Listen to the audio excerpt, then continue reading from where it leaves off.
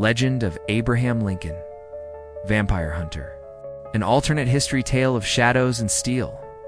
In the heart of 19th century America, beneath the surface of a nation torn by war and divided by slavery, a darker threat loomed: vampires. These creatures of the night fed on the chaos of war and the blood of the innocent, hiding in plain sight, manipulating powerful men from behind velvet curtains. But one man would rise not just to free a people, but to fight the undead themselves. His name was Abraham Lincoln.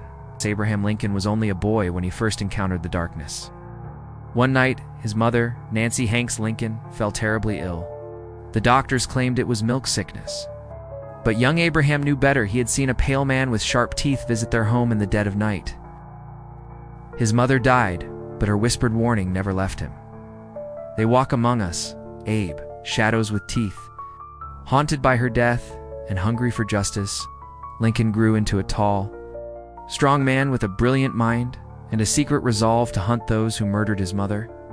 In Springfield, Illinois, Abraham crossed paths with a mysterious stranger named Henry Sturgis, who revealed the truth. Vampires were real and spreading across America, using slavery to maintain a blood-rich economy. Henry trained Lincoln in the art of hunting silver weapons, stealth, and the importance of faith and purpose. By day, Abraham worked as a store clerk and studied law. By night, he wielded his silver-edged axe, tracking vampires and striking them down one by one. Lincoln eventually entered politics, realizing that the vampire threat was entwined with slavery. The South, he learned, had become a haven for powerful vampire lords who saw slaves not as people but as endless sources of food. When Lincoln became the 16th President of the United States, he knew the Civil War was indeed just a battle for the Union. It was a war for humanity's soul. Vampires supported the Confederacy, hoping to win the war and create a vampire empire. Lincoln's famous speeches, like the Gettysburg Address, carried double meaning, not just for freedom of men, but for freedom from monsters. And as the war neared its climax, Lincoln led a secret mission to destroy the vampires' stronghold in the South. With the help of trusted allies and underground networks of vampire hunters, he launched a surprise attack. A brutal battle unfolded in the dead of night, with silver bullets and burning torches cutting through the dark. In a final duel, Lincoln faced Adam, the oldest and most powerful vampire in America.